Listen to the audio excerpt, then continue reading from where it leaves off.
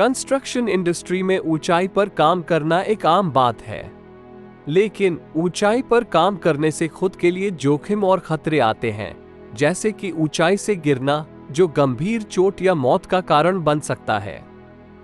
ये सुनिश्चित करने के लिए कि इस कंस्ट्रक्शन साइट पर काम करने वाला हर व्यक्ति सुरक्षित है, वर्क हाइट सेफ्टी यानी ऊंचाई पर काम करने के लिए सुरक्षा को प्राथमिकता देना आवश्यक है।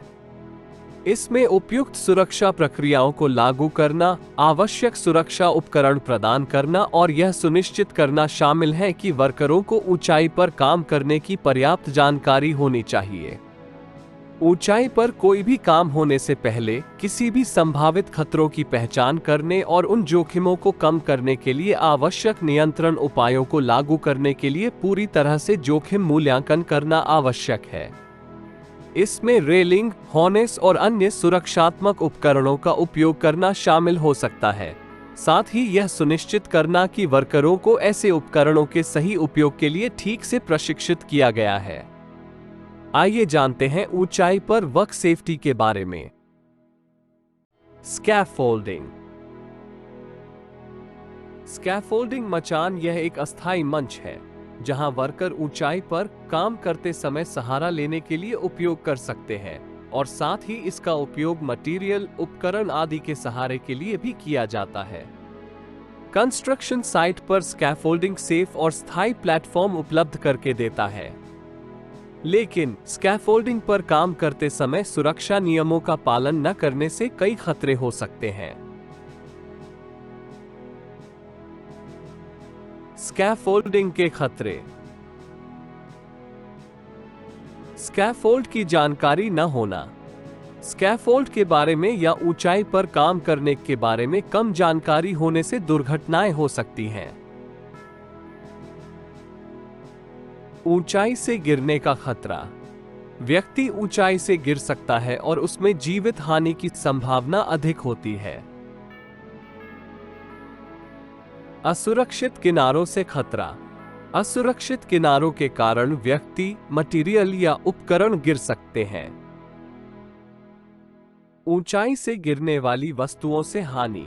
नीचे काम कर रहे कर्मचारियों पर मटेरियल और उपकरण गिर सकते हैं। बिजली की तारों से संपर्क। लाइव ओवरहेड तारों से संपर्क हो सकता है। स्कैफोल्ड गिरने का खतरा। पूरा वर्किंग प्लेटफॉर्म या स्कैफोल्ड गिर सकता है या पलट सकता है। स्कैफोल्ड गिरने के कई कारण होते हैं। Overloaded work platform. पर्याप्त सोल बोल्ट के उपयोग के बिना नर्म या ढीली जमीन पर स्कैफोल्ड बनाने पर। ट्यूबों को आपस में जोड़ने के लिए गलत कपलर का उपयोग किया जाने पर। तेज हवाएं और खराब मौसम की स्थिति होने पर। अनुभव न होने वाले वर्करों से स्कैफोल्ड बनाना। बरती जाने वाली सावधानियां। गिरने से बचाव के लिए एक उचित सुरक्षा तंत्र का इस्तेमाल किया जाना चाहिए। सुरक्षा तंत्र जैसे railing, toe board, mid rail, top rail आदि। एक उपयुक्त पर्सनल फॉल अरेस्ट सिस्टम मतलब व्यक्तिगत गिरावट रोकने की प्रणाली स्थापित होनी चाहिए। Anchorage point. जो व्यक्ति ऊंचाई पर काम कर रहा है और उसकी गतिविधि चल रही है, तो उसके पास एक उचित एंकरेज पॉइंट होना ही चाहिए और अपने पूरे शरीर के हार्नेस को लटकाने के लिए उचित लाइफलाइन का उपयोग करें। फुल बॉडी हार्नेस को पहनने का सही तरीका। हार्नेस को हमेशा डोर्सल डी रिंग की मदद से ऊपर की दिशा में उठाएं। शोल्डर स्ट्रैप को दोनों कंधों पर वैसे ही सरकाएं जैसे आप शर्ट पहनते समय करते हैं। डोर्सल डी रिंग को दोनों कंधों के बीच पीछे की ओर लेटने दें। चेस्ट स्ट्रैप को मजबूती से कनेक्ट करें। लेग स्ट्रैप को पैरों के बीच में रखें और इंड बकल का उपयोग करके विपरीत छोर से जोड़ें। दूसरे पैर के लिए दोहराएं और कनेक्शन जांचें। सुनिश्चित करें कि अतिरिक्त पट्टियों को लूपों के माध्यम से फंसाया जाए, क्योंकि पट्टियों के ढीले सिरे कर्मचारी को और भी जोखिम में डाल सकते हैं।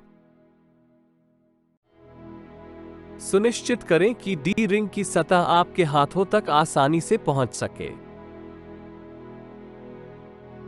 जांघों के पट्टे के नीचे 4 अंगुलियां डालकर हार्नेस के फिट की जांच करके सुनिश्चित करें। यदि आपकी 4 अंगुलियां पट्टियों से गुजर रही हैं, तो इसका मतलब है कि हार्नेस उचित रूप से फिट है। हार्नेस लगाने पर शरीर के सभी गतिविधियों की पूरी जांच करें। Safety net.